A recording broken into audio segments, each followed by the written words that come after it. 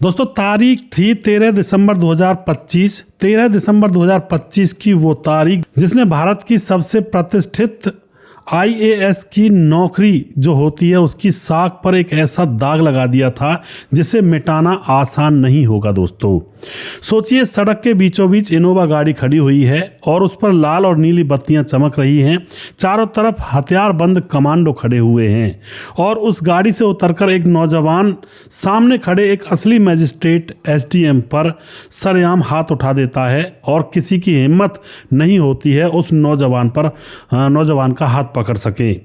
लेकिन जब इस घटना की परतें खुली तो सच सामने आता है और उसने पुलिस प्रशासन और सरकार की नींदें उड़ा कर रख दी होती हैं। दोस्तों जिसे दुनिया का सख्त आईएएस ऑफिसर समझकर सलाम ठोका करते थे लोग और पुलिस भी उनके सामने डरा करती थी। क्या था उनके पीछे का राज, असल वजह यहाँ पर जानकर आपके पांव के नीचे से भी जमीन खिसक जाएगी। दोस्तों यह घटना बिहार के सीतामढ़ी जिले के एक गांव जिसका नाम होता है महसौल के अंदर से यह मामला स्टार्ट होता है एक नकली आईएएस अफसर बनने का, जहां पर इस नकली आईएएस अफसर ने पूरा तहलका मचा दिया था, जिसका नाम होता है गौरव कुमार। इनके पिता पेंट पॉलिश किया करते हैं। ये ऐसा अपराधी बन चुका था, इसने अपराध की दुनिया में गौरव ने नटवर लाल से भी बड़ा यहाँ पर बन चुका था। नटवर लाल को भी पीछे छोड़ दिया था दोस्तों, और कैसे कैसे पीछे छोड़ा था इसकी पूरी कहानी यहाँ पर जानेंगे। जिसने न जाने कितनी ही मतलब पेमेंट उठाई, कितने पैसे उठाए, लोगों को बिल्कुल खाली कर दिया और रौब दिखाया करता था। यह पकड़ा तो काफ़ी दिन तक नहीं जाता, लेकिन इसके अंदर एक घमंड आ गया था कि अब मुझे कोई पकड़ नहीं सकता। यह असली अधिकारियों के ऊपर भी अपनी पदवी जो इसने बनाई हुई थी, बड़ी पदवी नकली पने में, और अपनी पत्नी का रौब दिखा करके अपनी जो वैल्यू है उसको बढ़ाया करता और सबको चुप करा दिया करता था। और असली अधिकारी भी इससे फिर इसकी आईडी वगैरह नहीं पूछते थे। तो पूरी कहानी जानेंगे आखिर क्या हुआ था, क्या मामला था। गौरव कुमार जो कि बचपन से ही कलेक्टर बनना चाहता था, मगर वह जैसी पढ़ाई लिखाई करता है, कोचिंग वगैरह लेता है, तो बार बार वह एग्ज़ाम में फेल हो रहा था। उसका जो मन की चाही थी वो अब हो नहीं रही थी। तो वह विचार करता है और वह सोचता है कि अब वह फर्जी कलेक्टर बनेगा। और फिर दोस्तों वह फर्जी कलेक्टर बनने के चक्कर में पैसे को पानी की तरह बहाने लगता है। एक इनोवा कार लेता है और फिर उस पर भारत सरकार का बोर्ड लगाता है। आगे पीछे स्कॉर्पियो का काफिला चला करता है और 10 से भी ज़्यादा उसके प्राइवेट गनर थे और उसके पास पर्सनल असिस्टेंट भी था, यानी कि उसने पीए भी रखा हुआ था जो बहुत सारी फाइलों को लेकर के उसके साथ चला करता था। यानी कि ऐसा माहौल बना दिया था कि सरकारी अफसर भी दूर हटकर चला करते थे। वो भी उसको पहचान नहीं पाते थे, वो भी समझते थे कि बड़े अधिकारी सामने से आ रहे हैं। अब यहाँ पर क्या होता दोस्तों, पुलिस वाले भी उनसे सलाम ठोकते और अब इसका जो अहंकार होता है वो सातवें आसमान पर पहुंच जाता है और इसी की वजह से इसका भांडा फोड़ यहाँ पर होता है। भागलपुर में एक साइट पर इंस्पेक्शन के लिए यह पहुंचते हैं और अहंकार के बारे में बता रहा हूं कि अहंकार कैसे इसका सातवें आसमान पर पहुंचा था। तो भागलपुर की एक साइट पर इंस्पेक्शन के लिए पहुंचते हैं और वहां के कर्मचारी इनको देख करके थर थर कांप रहे थे। तभी एसडीएम भी वहां पर पहुंचा, क्योंकि एसडीएम को पता होता है भाई कोई कलेक्टर आएगा, ये सब अधिकारी आएगा तो जो क्राइटेरिया वो फॉलो किया जाएगा। तो एसडीएम जो होते हैं वहाँ के, वो भी वहाँ पर पहुँचते हैं और वहाँ जाकर के जब इनको देखते हैं तो वह गलती से इनसे बैच नंबर पूछ लेते हैं कि आपका बैच नंबर कौन सा है। तो इतने में ही जो गौरव था, जिसने अपना नाम बदलकर ललित किशोर आईएएस रखा हुआ था, वह असली एसडीएम के मुंह पर थप्पड़ मार देते हैं गुस्से में, एसडीएम के मुंह पर, और कहते हैं कि तुम्हारी इतनी हिम्मत कैसे हुई कि अपने सीनियर से आईडी मांगने लगे। अब यहाँ पर एसडीएम की थोड़ी बेइज्जती सी हो जाती है, वह चुपचाप रह जाता है, शर्मिंदा होता है और ना ही वह कहीं पुलिस थाने में जाकर या फिर कोई रिपोर्ट एफआईआर दर्ज करवाता है, वह चुपचाप रह जाता है। अब एक कांड ये था, यहाँ पर इसका सातवें आसमान पर जो इसके कहते हैं ना अहंकार था वो चढ़ा हुआ था, यहाँ से पता लग जाएगा। अब दूसरी कहानी होती है, सबसे बड़ा एक शिकार इसका पटना के पास मोकामा का रहने वाला एक व्यापारी था जिसका नाम होता है मुकुंद माधव। और मुकुंद माधव जो कि गौरव ने एआई की मदद से सरकारी टेंडर के दस्तावेज बनाए और मुकुंद को भरोसा दिलाया कि वो उसे 200 करोड़ रुपए का कॉपी और किताब सप्लाई करने का सरकारी ठेका दिला देगा। और वह सारे डॉक्यूमेंट्स उसको दिखाए, क्योंकि आजकल तो एआई से सब कुछ बन जाता है।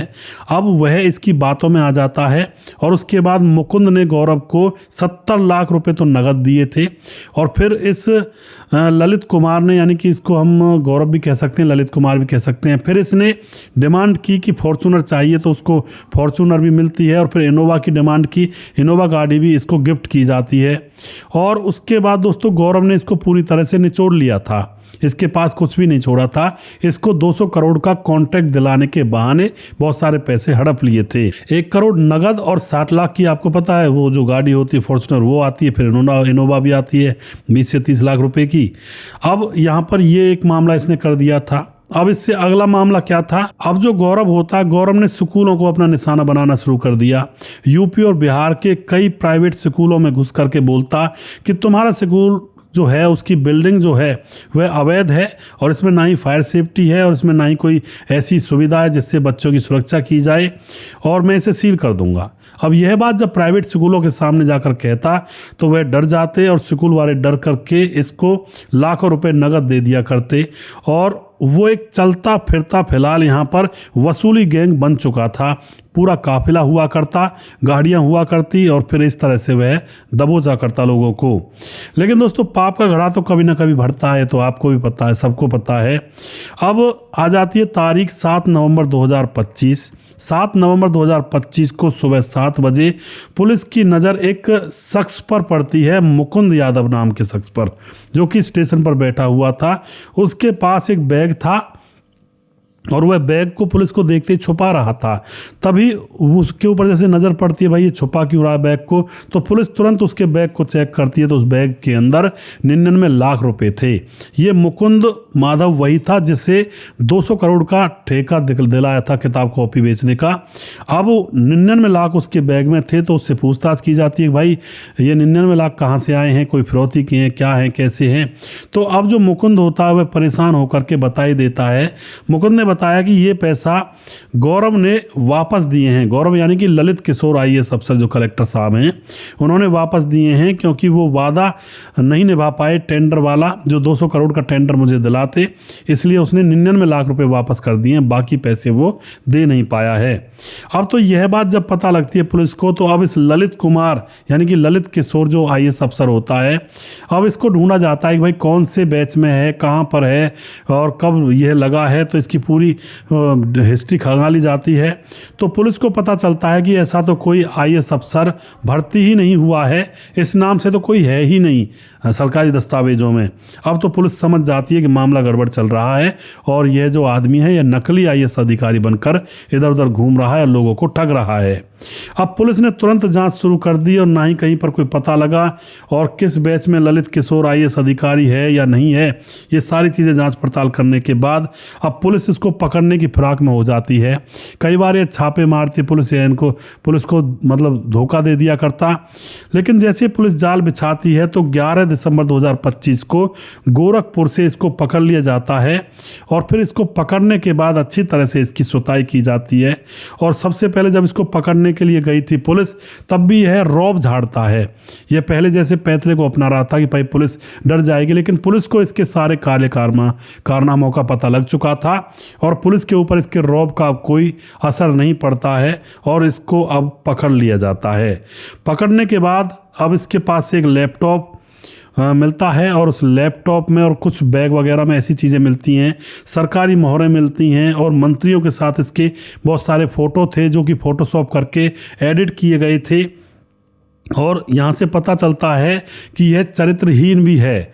चरित्रहीन कैसे है कि इसकी जो पत्नी और 2 बच्चे हैं उनको तो गांव में छोड़ा हुआ है और शहर में आकर के 4 अलग अलग लड़कियों से इसका प्रेम प्रसंग है, कंवारा बन करके उनसे प्यार करता है। और अब उनके जो प्यार की सीमा है वो इतनी बढ़ चुकी है कि अब वो दूर भी नहीं जा सकती हैं, यानी कि किसी के पेट में बच्चा है या फिर कोई और ऐसी परेशानी है।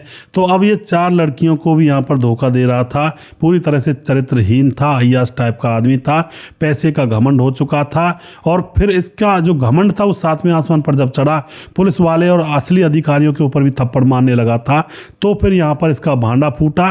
और कहते हैं ना, पाप का भाड़ा कभी ना कभी तो पाप का घड़ा भरता ही है, और फिर ऐसे मामले लोगों के सामने उजागर होते ही हैं। तो इस तरह का ये केस था दोस्तों। 11 दिसंबर 2025 को गोरखपुर से इसको पकड़ा गया था और इसको अब जेल में डाला गया है। और इसके साथ जितने भी लोग उस टाइम पकड़ में आए थे उन सभी को भी पकड़ा गया है, और इसका जो पीए बना घूमता उसको भी पकड़ा गया है। अब जेल के अंदर वो इसका हिसाब किताब लगाता रहेगा इसके साथ बैठ करके। तो आप जो भी कुछ कहना चाहते हैं अपनी राय कमेंट बॉक्स में लिख सकते हैं। दोस्तों, इस आदमी ने नटवर लाल को भी फेल कर दिया इस मामले में, धोखाधड़ी के मामले में, और बहुत ही शातिर इंसान ये था। बिल्कुल असली आईएएस अधिकारी लगता था, रौब जमाता था, और बड़ा ही एक तरह से अपने आप को आईएएस अधिकारी बना ही लिया था इसने। वीडियो के लास्ट में कुछ भाइयों के नाम लेना चाहूंगा जो हमारे वीडियोस को देखते हैं और हमें खूब सपोर्ट करते हैं। हमारे साथ समाधान पाटिल जलगांव महाराज से कमेंट करते हैं, राम गुस्सा हमारे लगातार कमेंट करते हैं, लोकेश नागर कमेंट करते हैं, और देवेंद्र कुमार कमेंट करते हैं, आपकी कहानियां बहुत अच्छी होती हैं जी। जय यादव कमेंट करते हैं, और उसके बाद हमारे साथ राजेंद्र धेरू कमेंट करते हैं, गुरुजी राम राम, भगवान आपको सदा सुखी रहे, बहुत बहुत धन्यवाद जी। दशरथ कुशवाहा कमेंट करते हैं, सुजीत कुमार कमेंट करते हैं, प्रवीण बघेल शिवपुरी से हैं, राम गुस्सा हमारे लगातार कमेंट करते हैं, योगेश तोमर कमेंट करते हैं, और उसके बाद पवन कुशवाहा कमेंट करते हैं, सूरज ड्यूमर भाई फिजी से कमेंट करते हैं, स्वप्न डे कमेंट करते हैं, मुकेश कुमार यूपी 83 से, सुमेर एस कमेंट करते हैं, और उसके बाद हमारे साथ जीवन सुतर कमेंट करते हैं, और मोहम्मद मिस्तकीन कमेंट करते हैं, पंतगिरी पंत कमेंट करते हैं, रजत सैनी हैं, मोनू जैन कमेंट करते हैं, राम मोहम्मद यासीन लाहौर पाकिस्तान से, राधेश्याम शर्मा श्री जयपुर राजस्थान से, राजकिशोर चौरसिया महाबलेश्वर महाराष्ट्र से कमेंट करते हैं, सुजीत कुमार कमेंट करते हैं, और उसके बाद हमारे साथ सुशील चौधरी हमारे लगातार कमेंट करते हैं, दुर्योधन भाई कमेंट करते हैं, छगनदास खारडाबाद राजस्थान से कमेंट करते हैं, और जिस भाई का नाम रह गया उस भाई का नाम अगले वीडियो में जरूर लूंगा। अगला वीडियो बहुत जल्दी फिर से लेकर आऊंगा। तब तक आप खुश रहें, सावधान रहें। जय हिंद, जय भारत।